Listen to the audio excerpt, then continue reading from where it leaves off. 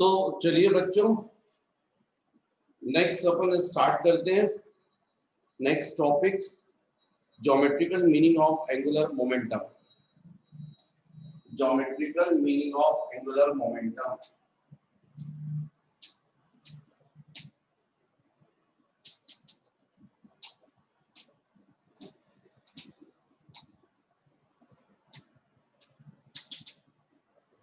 आपको समझना होगा कि एक्चुअली में ये जो एंगुलर मोमेंटम है वो एक्चुअल में है क्या। तो मान लीजिए सपोज कोई पार्टिकल है जो इस एक्सिस से आर डिस्टेंस पर है इनिशियली, मतलब इसका अपन पोजीशन वेक्टर भी आर ले सकते हैं, इसको ओरिजिन यदि ले लें। और मान लीजिए पार्टिकल यहाँ से यहाँ डिस्प्लेस हो रहा है फ्रॉम ए टू बी। ये एक्सिस को सपोज अपन ले लेते हैं ओ। तो जब वो बी पर पहुंचा है तो उसका position vector R plus del R. इसका मतलब उसका जो डिस्प्लेसमेंट हुआ है वो डेल आर। वैसे भी आपको दिख रहा है फर्स्ट वेक्टर है, सेकंड वेक्टर का टेल कहां रखा है, on the head of first. तो रिजल्टेंट जो होता है वो from tail of first to head of second, this is R plus del R. अब यहाँ पर ये एरिया जो है वो कवर हो रहा है। तो यदि मैं इस एरिया की ये बात करूं कि एरिया कितना होगा, यहाँ से ये परपेंडिकुलर है, तो नो डाउट आप एरिया डेल ए, ये एरिया आप बोलेंगे half and mod of base into height O A cross A B, half base into height. Actually में बच्चों ये जो एरिया है ना वो वेक्टर क्वांटिटी होती है। अब पार्टिकल यदि ए से बी पर गया है तो एक्सिस ओ पर कितना एरिया कवर कर रहा है मुझे शेडेड पोर्शन शो कर रहा है। इसमें यदि मैं इसको वैल्यूज रखता हूँ तो del A is equal to, अच्छा ये एरिया तो इसके अब मॉड आ जाएगा क्योंकि मैंने यहाँ पर मॉड लगाया एरिया का मैग्नीट्यूड हाफ इनटू ये जाएगा ओ ए मतलब R bar cross A B del R, ऐसा आ जाएगा। ये मैंने आपको बताया area covered by this particle about axis O in time t, a से b पर गया है। इसी को बच्चों में चाहूं तो ऐसा कर सकता हूं, divided by del t is equal to half r cross del r upon del t। ये डेल या d एक ही बात होती है, चेंज क्वांटिटी को शो करता है। डेल ए का मतलब चेंज इन एरिया और डेल आर का मतलब चेंज इन पोजीशन। इसको हम लोग डीए बाय डीटी भी लिखते हैं। तो ये del A upon del T आ गया, del A upon del T. देखिए मैग्नीट्यूड शो कर रहा था ना, इसलिए मैंने विदाउट बार करके लिख दिया। ये कहलाएगा rate of change of area, क्योंकि जब बॉडी ए से बी पर गई है तो उसको मान लीजिए शॉर्ट टाइम लग रहा है डेल टी, और इतने टाइम में उसने कितना एरिया कवर किया, ये पूरा डेल ए। तो 1 सेकंड में कितना एरिया होगा कवर करेगा, del A upon del T. This is called rate of change of area. तो जैसे स्पीड होता है ना डिस्टेंस अपॉन टाइम या डिस्प्लेसमेंट अपॉन टाइम, वैसे ही हो रहा है change in area upon change in time. This is called areal speed. This is called areal speed. तो कुल मिलाकर बच्चों ये एरियल स्पीड हम निकालना चाहते थे, इसलिए ऐसा हम कर रहे थे। पहले हमने एरिया कैलकुलेट किया और डिवाइडेड बाय टाइम कर दिया, तो ये हमको एरियल स्पीड मिलेगा। अब यहाँ पर आप देखें तो क्या आ गया, half R cross del R upon del T. इसको बच्चों अपन वेलोसिटी लिखेंगे क्योंकि आप सब जानते हो velocity is equal to displacement upon time, अच्छा इसी को मैं यदि चाहूं तो दोनों साइड मास से मल्टीप्लाई कर सकता हूं, m into del A upon del T. जो पार्टिकल है ना जो ए से बी पर डिस्प्लेस हो रहा है उस पार्टिकल का मास सपोज m, तो मैंने दोनों साइड को m से मल्टीप्लाई कर दिया, तो ये हो जाएगा m into del A upon del T, ये जाएगा half r cross m into b, मतलब m into del A upon del T is equal to half r cross mass into velocity linear momentum, mass into velocity linear momentum means m, 2 को भी cross multiply कर दो तो 2m into del A upon del T is equal to, ये r cross p क्या होता है बच्चों, एंगुलर मोमेंटम। हम पहले देख चुके हैं what is angular momentum, moment of linear momentum. हमने प्रूव किया था L bar is equal to R cross P। तो अब हम इसको मॉड को सिंपल में लिख सकते हैं L, मतलब कुल मिलाकर 2m into del A upon del T is equal to L। इसका मतलब यह हुआ बच्चों कि angular momentum is equal to क्या होता है, angular momentum L is equal to twice into m into del a upon del t। यही इसका ज्योमेट्रिकल मीनिंग है। What is angular momentum? It is the twice of product of mass of a particle and its areal speed। Angular momentum, geometrical meaning of angular momentum, angular momentum it is equal to twice of product of mass of a particle and its areal speed। If any body rotates about any axis, then its angular momentum it is twice of product of mass of a particle and its areal speed। Areal speed मतलब जितना वो area cover कर रहा है पर second, that is called aerial speed। मतलब ये जो मैंने डेरिवेशन डिराइव करके आपको दिया है इसमें what is m, mass of a particle, and what is del A upon del T, this is called areal speed. तो बच्चों मैं साइड में हट गया हूं ताकि आप वीडियो को पॉज करके यदि कुछ नोट्स बनाना चाहते तो बना लीजिएगा। नेक्स्ट है बच्चों आपकी heading comparison between translatory motion and rotational motion। Comparison between translatory motion and rotational motion। हम दोनों में थोड़ा कंपेयर करें। Translatory motion and rotational motion, इनको कंपेयर करते हैं।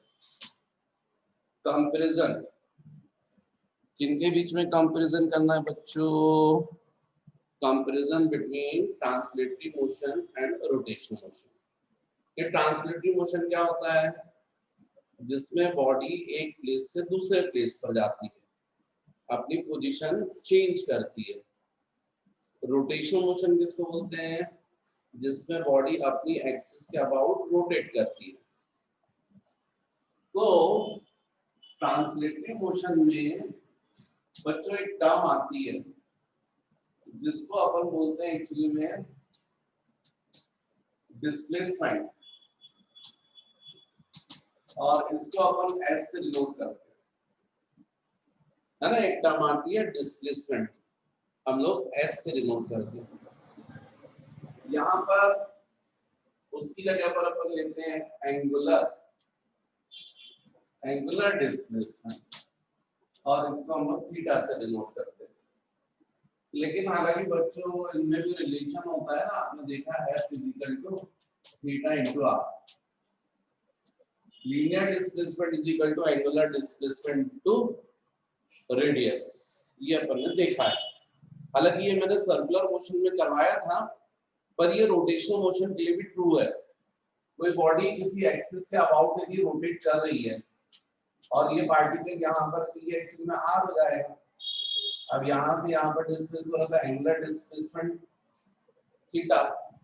और एक और बात है, ये एंगुलर डिस्प्लेसमेंट सारे पार्टिकल्स के लिए सेम रहेगा सेम टाइम में, क्योंकि आप इस रॉड पर देखो, आप इसकी अगर रॉड कर दिया, चलिए ये एक्सिस कर दी, अब ये रॉड रोटेट होकर यहाँ आ गई है ना। अब यहाँ वाला पार्टिकल यहाँ पहुंच जाएगा, ये वाला पार्टिकल यहाँ पहुंच जाएगा, ये वाला पार्टिकल यहाँ पहुंच जाएगा। ए कहाँ पहुंच गया, ए डैश पर, बी कहाँ पहुंच गया, बी डैश पर, सी कहाँ पहुंच गया, सी डैश पर। इन टाइम टी सारे पार्टिकल्स का आप देखो एंगुलर डिस्प्लेसमेंट सेम होगा थीटा। लीनियर डिस्प्लेसमेंट सबका अलग अलग है। ये ए का जो है लीनियर डिस्प्लेसमेंट s1, बी का जो s2, सी का क्या बोलोगे s3, अलग अलग है। जिसका रेडियस सबसे कम उसका लीनियर डिस्प्लेसमेंट भी सबसे कम, जिसका लीनियर डिस्प्लेसमेंट सबसे ज्यादा, जिसका रेडियस सबसे ज्यादा उसका लीनियर डिस्प्लेसमेंट भी सबसे ज्यादा, क्योंकि s is equal to theta into r होता है। थीटा सबके लिए सेम है, s is directly proportional to r। इसका डिस्प्लेसमेंट रेडियस कम है ना, इसका r कम है। देखो यहाँ पर इस b पार्टिकल का देखो रेडियस ज्यादा है। तो बच्चों ट्रांसलेटिव मोशन में हम टर्म यूज करते हैं लीनियर डिस्प्लेसमेंट, यहाँ बोलते हैं हम एंगुलर डिस्प्लेसमेंट, और ये सब पार्टिकल के लिए सेम होता है। फिर हम यहाँ पर बोलते हैं वेलोसिटी, वेलोसिटी v।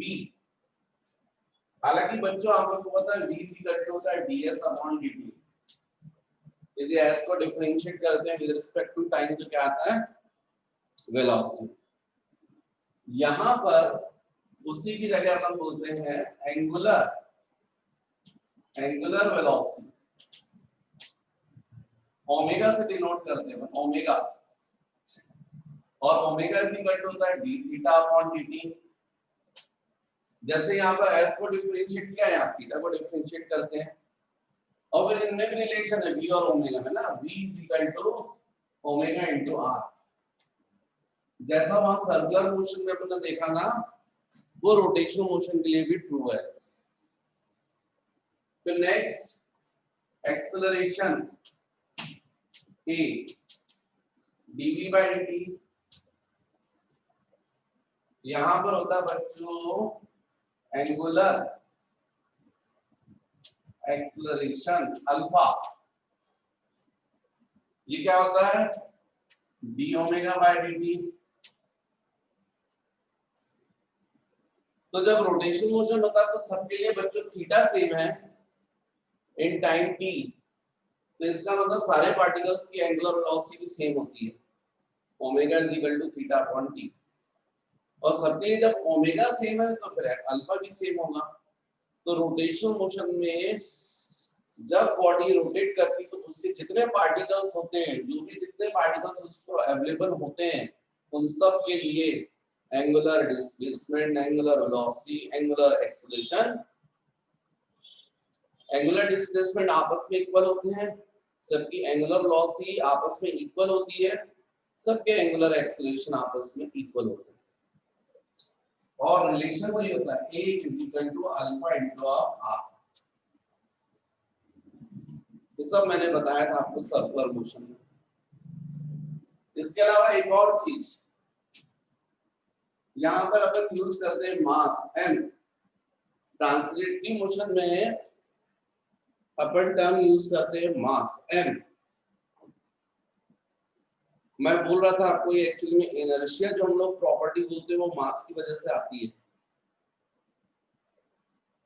तो एक प्रकार से मास मतलब इनर्शिया ही होता है।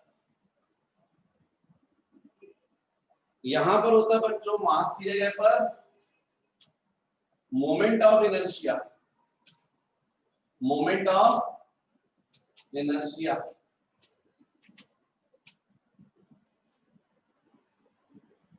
मतलब मास का टर्निंग इफेक्ट। वहां पर मास, यहाँ पर moment of mass. Moment of mass ना बोल के उसको बोलते हैं मोमेंट ऑफ इनर्शिया। और ये होता है I is equal to m into R square.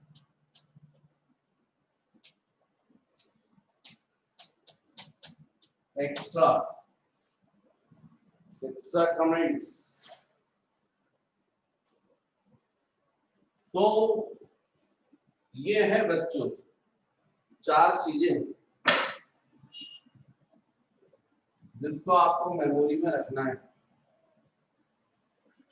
इतना मेमोरी में यदि आप रख लेंगे तो रोटेशनल मोशन के आगे के सब फॉर्मूले आपके लिए बहुत इजी है। ट्रांसलेटिव मोशन के फॉर्मूले क्योंकि आपको याद है तो आप बहुत इजीली रोटेशनल मोशन के फॉर्मूले आपके लिए बहुत इजी है। लेकिन ये 4 बातें आपको ध्यान रखनी है। डिस्प्लेसमेंट ट्रांसलेटिव मोशन में, रोटेशनल मोशन में एंगुलर डिस्प्लेसमेंट, वहां वेलोसिटी या एंगुलर वेलोसिटी, वहां एक्सीलरेशन या एंगुलर एक्सीलरेशन, वहां पर मास या मोमेंट ऑफ इनर्शिया। इसके बाद नेक्स्ट, जैसे हम यहां पर बात करें तो ये हम फॉर्मूले स्टार्ट करें तो हमको मालूम हम यहां पर बोलते थे लीनियर मोमेंटम मास इनटू वेलोसिटी। ट्रांसलेटिव मोशन में आपने क्या बोला था? Linear momentum. चलो लिख भी देता हूं मैं थोड़ा सा, थोड़ा लिखने से बच रहा था लेकिन आलस मेरा। Linear momentum P m into V। क्या होता है फॉर्मूला? लीनियर मोमेंटम का फॉर्मूला क्या होता है? Mass into velocity. यहां पर बच्चों अपन यूज करते हैं रोटेशनल मोशन में एंगुलर मोमेंटम L। M की जगह क्या लिखोगे? I। और V की जगह क्या लिखोगे? ओमेगा। तो जैसे लीनियर मोमेंटम का फॉर्मूला होता है मास इनटू वेलोसिटी, वैसे एंगुलर मोमेंटम का फॉर्मूला होता है L is equal to I into omega. हालांकि ये अपन ड्राइव करेंगे पर अभी मैं पहले इसलिए बता रहा हूं कि आपको आसान होना चालू हो जाए। जैसे मैं बोलूंगा आपको relation between angular momentum end moment of inertia, आप मेरे बोलने के बाद तुरंत सोच सकते हैं कि इसका मतलब क्या फॉर्मूला ड्राइव होने वाला है, क्योंकि आपको लीनियर मोमेंटम का याद है मास इनटू वेलोसिटी। आप पूरा समझ जाएंगे P की जगह L, M की जगह I और V की जगह ओमेगा। तो फॉर्मूला ड्राइव होगा, क्या होगा? L is equal to I into omega. और हाँ, हालांकि अपन ने रिलेशन देखा है एंगुलर मोमेंटम और लीनियर मोमेंटम में। What is angular momentum? Moment of linear momentum. Linear momentum का जो टर्निंग इफेक्ट है उसको बोलते हैं एंगुलर मोमेंटम, जो मैं पहले पढ़ा चुका हूं। L is equal to R cos T। यदि ये बॉडी है और इस एक्सिस के अबाउट रोटेट कर रही है, ये R है और आपने इस डायरेक्शन में फोर्स लगाया तो ये वेलोसिटी होगी इसी डायरेक्शन में। एंगुलर मोमेंटम का डायरेक्शन ऐसा होगा एक्सिस के डायरेक्शन में, क्योंकि हमेशा क्रॉस प्रोडक्ट जो होता है उसका डायरेक्शन उस प्लेन के परपेंडिकुलर होता है जिसमें वेक्टर लाई करते हैं। तो R और P यदि हॉरिजॉन्टल प्लेन में है तो L का डायरेक्शन ऐसा होगा अलोंग एक्सिस। फिर बच्चों वहां पर हमने एक टर्म यूज की थी फोर्स F, मास इनटू एक्सीलरेशन। क्यों भाई? तो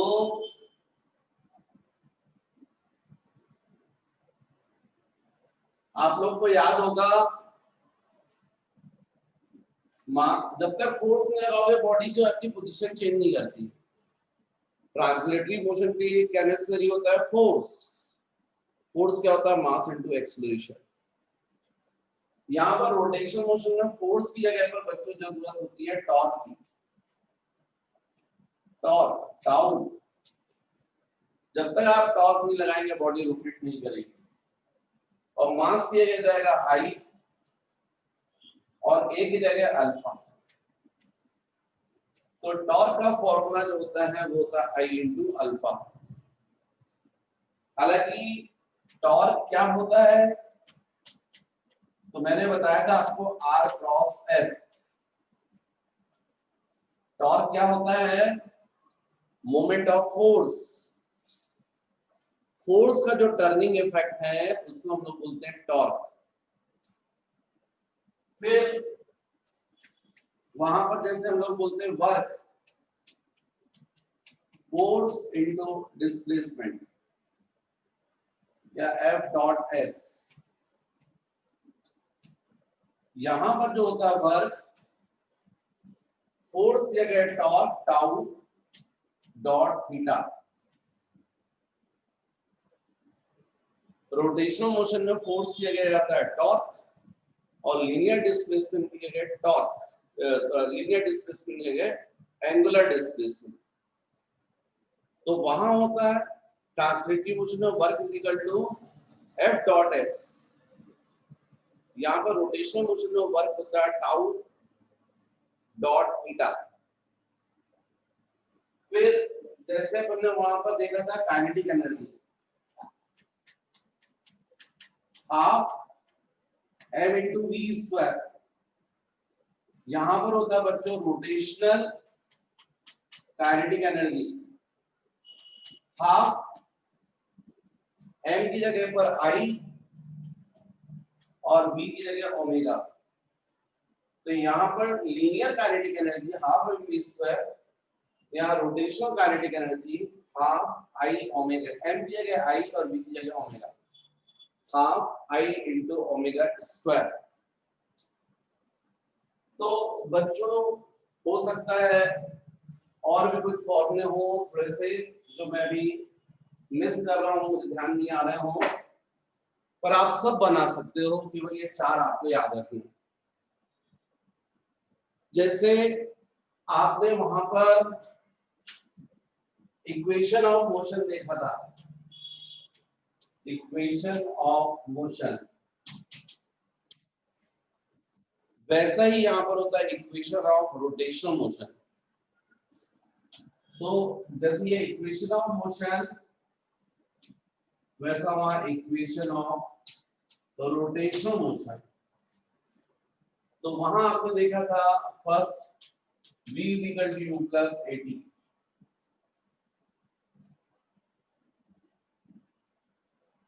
What is u? Initial velocity. What is v? Final velocity. What is the acceleration t time? यहाँ पर रोटेशनल मोशन में same omega t is equal to omega 0 plus alpha into t। v final velocity के लिए final angular velocity, u initial velocity के लिए initial angular velocity, a acceleration की जगह angular acceleration और t की जगह टाइम। वहां पर आपने देखा था s is equal to ut plus half at square।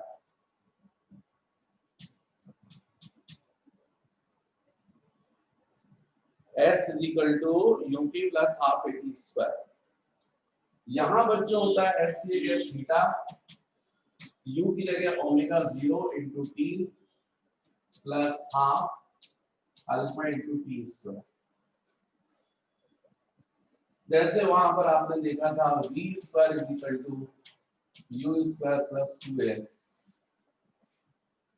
वैसे यहां पर होता है omega t square is equal to omega 0 square plus 2 into alpha into theta.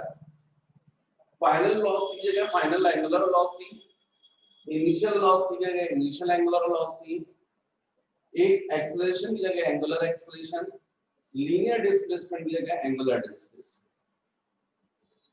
फिर जैसे आपने वहां पर लॉज ऑफ मोशन देखे थे,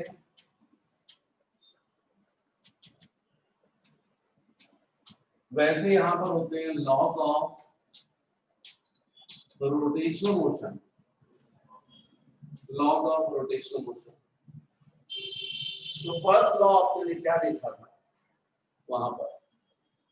आपने फर्स्ट बोला था in the absence of external force, if the body is in rest, remains in rest, and if the body is in motion, remains continue in motion with constant velocity. मतलब if f is equal to 0 हो तो v is equal to constant. In the absence of external force, if the body is in rest, यदि f 0 होगा तो v भी 0 होगा, और यदि f 0 हो तो यदि v बॉडी मोशन करे तो मोशन करती रहेगी विद कांस्टेंट वेलोसिटी। बिल्कुल वैसा यहां भी है।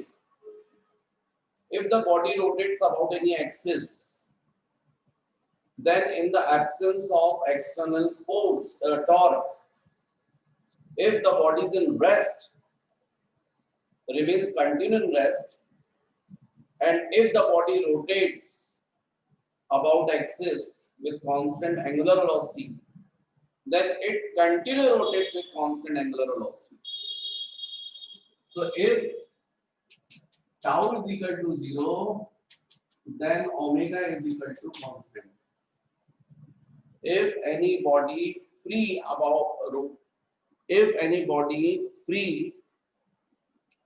for rotational motion about any axis, then in the absence of external torque,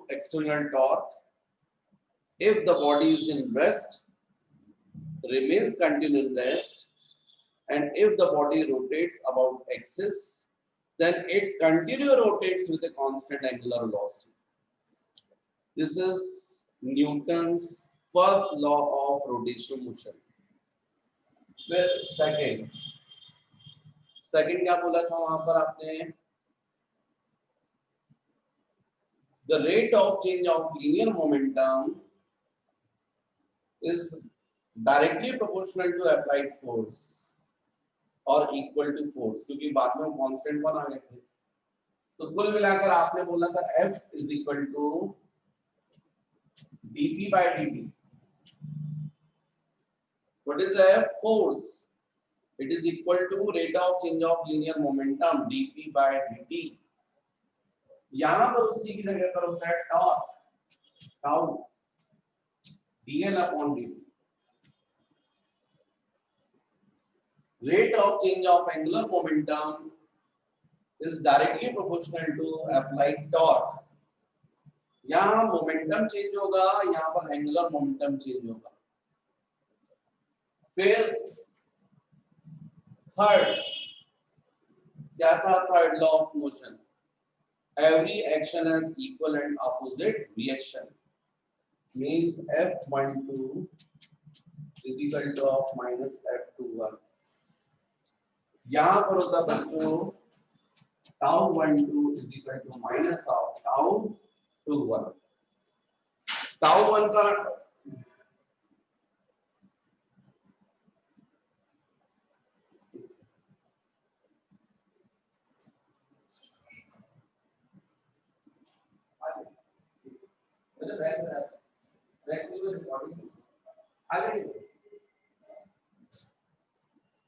तो बच्चों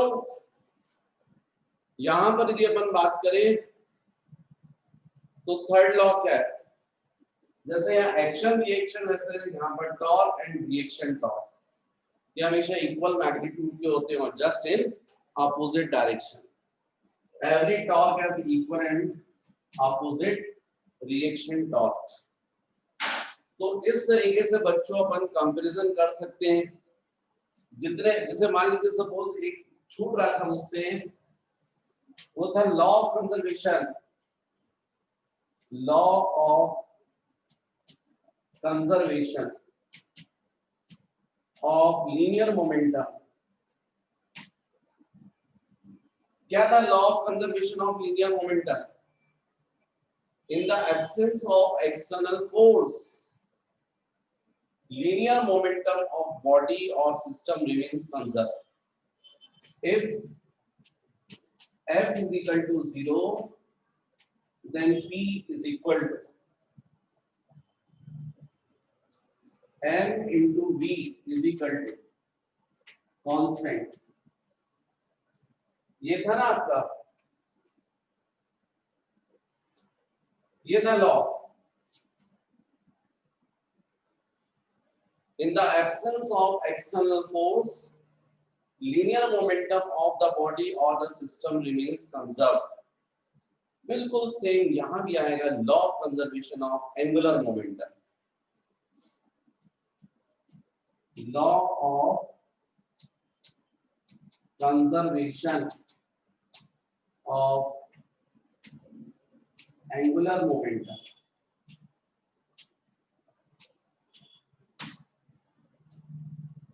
According to law of conservation of angular momentum, in the absence of external torque,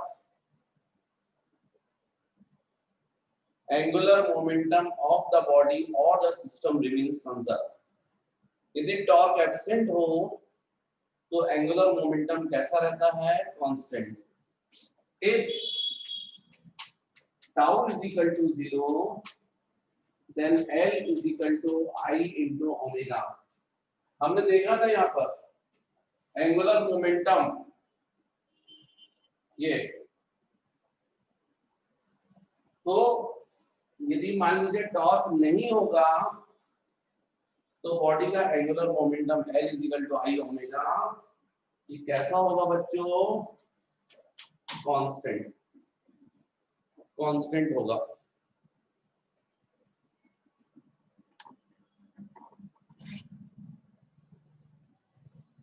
In the absence of external torque, angular momentum of the body or the system remains constant।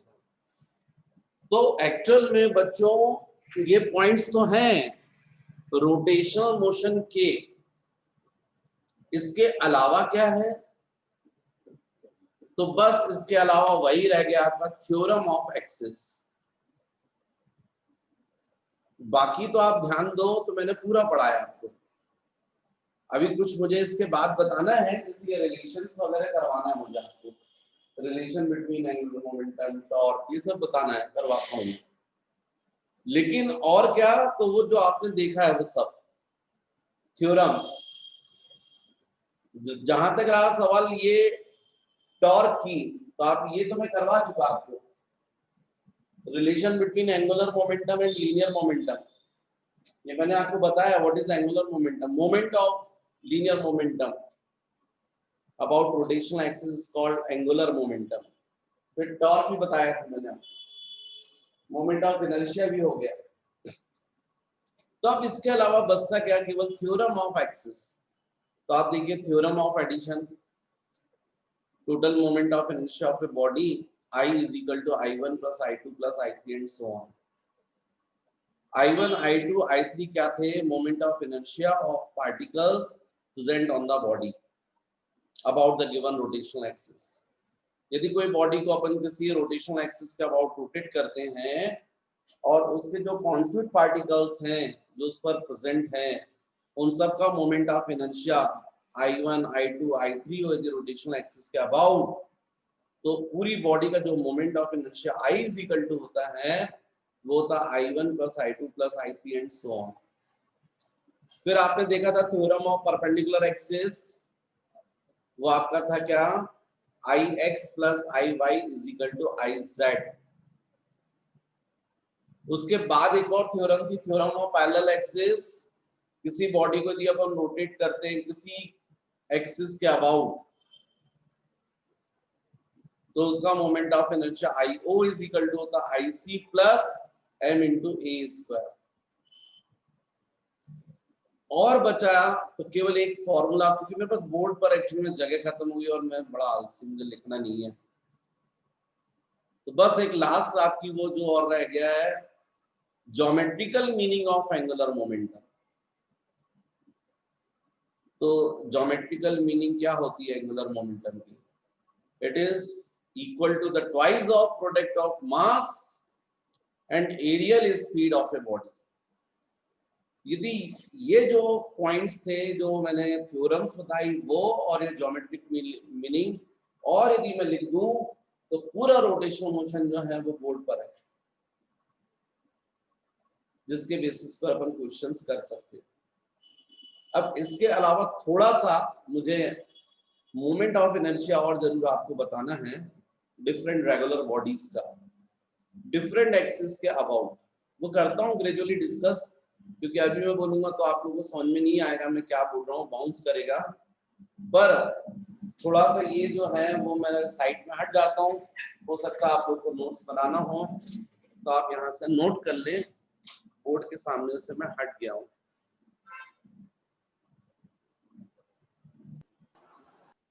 मतलब बच्चों rotational motion वाले column में ये 4 फॉर्मूले आ जाए। Angular momentum it is equal to twice of product of mass and areal speed, theorem of addition, theorem of perpendicular axis and theorem of parallel axis. तो rotational motion से related जितने points हैं वो आपके कवर हो जाते हैं इस कंपैरिजन में। तो नेक्स्ट हमको देखना चाहिए बच्चों रिलेशन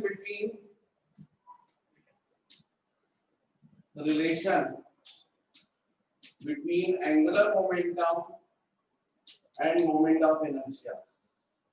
हालांकि आप देख चुके हैं, अभी थोड़ी देर पहले मैंने आपको करवाया हुआ है, बताया यहाँ पर आपको रिलेशन।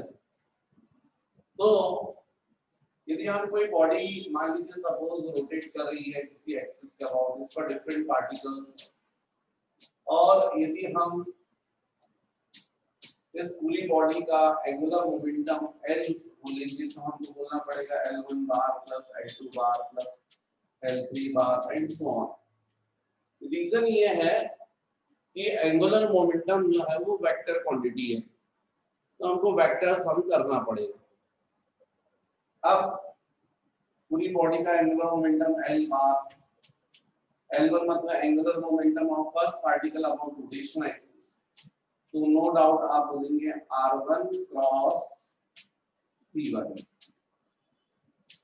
प्लस L2 को क्या बोलेंगे आप R2 क्रॉस P2, L3 को क्या बोलेंगे आप R3 cross P3 and so on. फिर angular momentum L is equal to R1 cross P1 को क्या बोलेंगे M into D1 mass into velocity. ऐसे यहाँ पर हो जाएगा प्लस, यहाँ पर हो जाएगा R2 क्रॉस P2 को क्या बोलेंगे आप M into V2 R3 cross M into V3 plus L is equal, अब ये जाएगा R1 cross M into V को क्या बोलेंगे आप ओमेगा into R1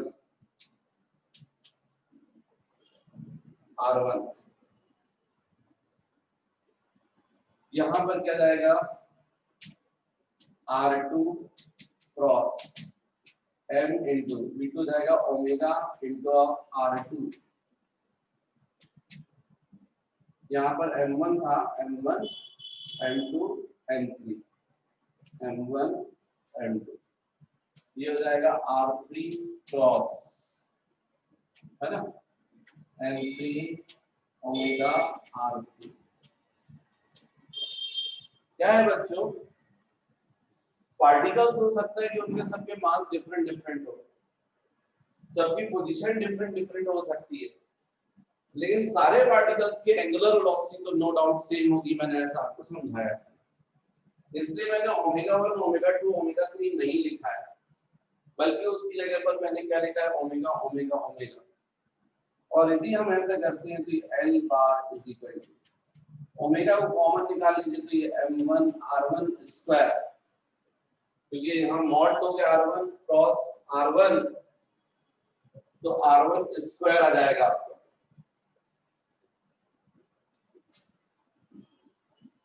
फिर यहाँ पर प्लस, यहाँ पर हो जाएगा M2 R2 cross R2 square, omega पूरे में से कॉमन निकाल लिया मैंने,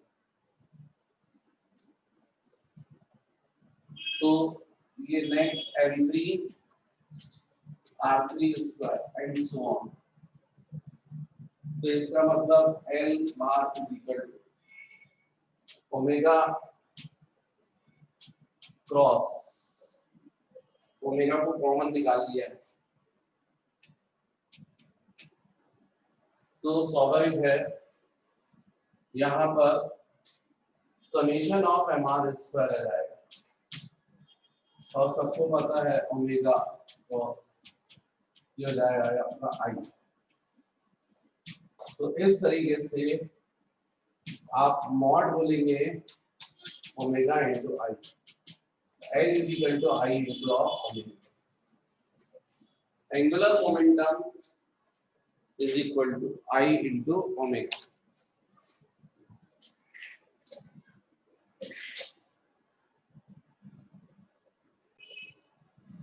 यहाँ बच्चों एक बात होगी कि यहाँ तो वेक्टर फॉर्म में था r क्रॉस p, लेकिन p जो है क्योंकि जब बॉडी जो रोटेशन मोशन करती है तो उस पर जो पार्टिकल होते हैं वो तो सर्कुलर मोशन करते हैं ना।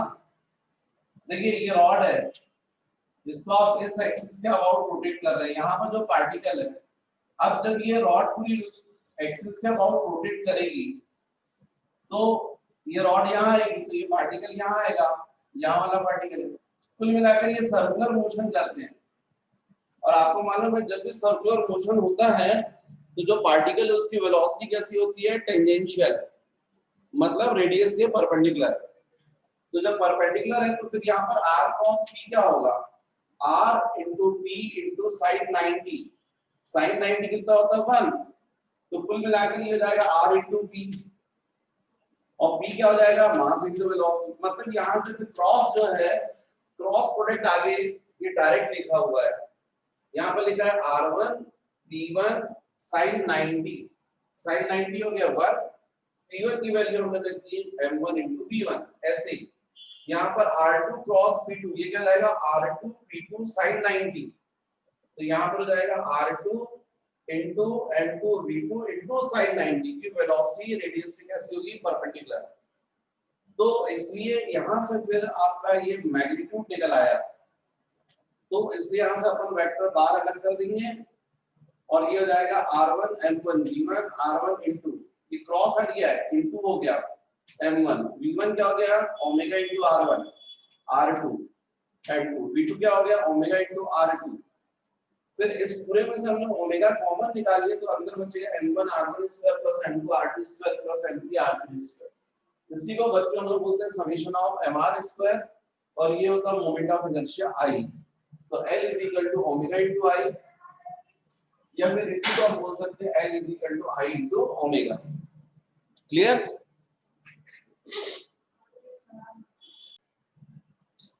तो मान लीजिए जैसे यहाँ पर भी अपन बात करते हैं बॉडी इस एक्सिस के अबाउट रोटेट कर रही है, अब इस पर भी डिफरेंट पार्टिकल्स हैं m1 m2 m3। पूरी बॉडी पर जो टॉर्क है टाउ ये हो जाएगा tau 1 plus tau 2 plus tau 3 and so on. और आप सबको पता है टॉर्क जो है वो vector quantity r cross f। तो फर्स्ट पार्टिकल पर ये टॉर्क टाउ 1 है, सेकंड पर टॉर्क टाउ 2 है, थर्ड पर टॉर्क टाउ 3 है। तो पूरी बॉडी पर जो टॉर्क होगा वो इन सब का वेक्टर सम होगा। अब फिर से सेम बात हो जाएगी टॉर्क इज इक्वल टॉर्क मैंने आपको बताया r cross f, r cross f।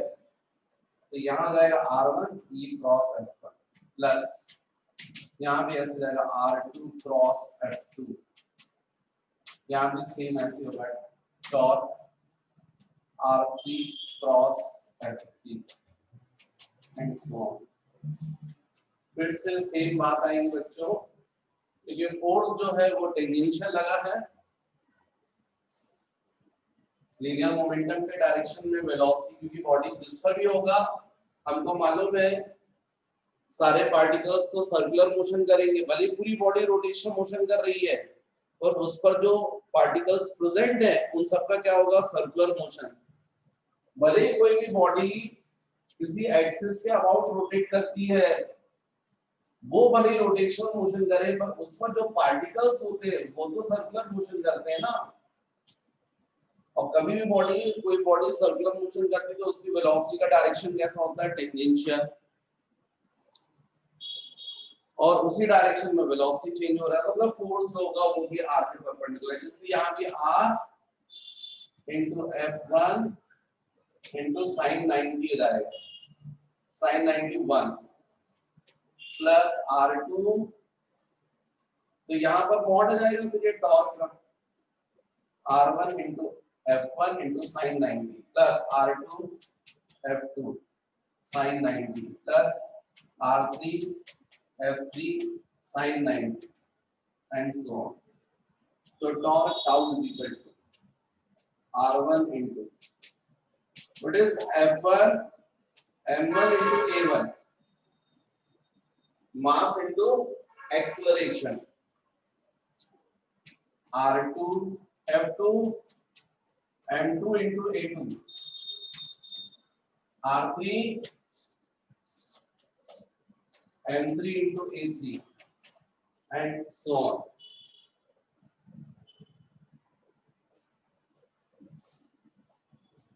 इसका मतलब torque tau is equal to r1 into m1 a is equal to alpha into r, यहाँ जाएगा alpha into r1 plus r2 m2 into alpha into r2